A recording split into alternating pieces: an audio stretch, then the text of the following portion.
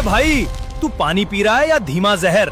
बोतल उठाई और गटागट पी गए। तुझे पता भी है कि वो प्लास्टिक की बोतल तुझे अंदर से खोखला कर रही है। सुन, रिसर्च कहती है कि जो प्लास्टिक के बोतल होते हैं उसमें माइक्रो प्लास्टिक्स के कण होते हैं। ये इतने बारीक होते हैं कि तेरी आंखों को नहीं दिखेंगे, पर तेरी रगों में जहर घोल रहे हैं। बिस्फेनॉल ए की नाम के ऐसे खतरनाक केमिकल्स होते हैं इसमें, जो सीधे तेरे हार्मोन बिगाड़ते हैं। कैंसर, दिल की बीमारी, ये सब इसी का तो खेल है। ऊपर से जब तू उसे धूप में रख देता है, तब तो ये प्लास्टिक पिघल के पानी में जहर का तड़का लगा देता है। बोतल है या मौत का सामान?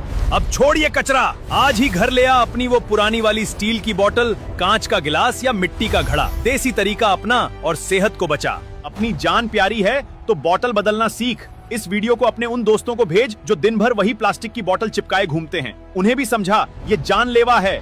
सच्चाई कड़वी है पर जान बचाने वाली है। ऐसी ही धाकड़ जानकारी के लिए अभी टूनबी को फॉलो कर और आज से प्लास्टिक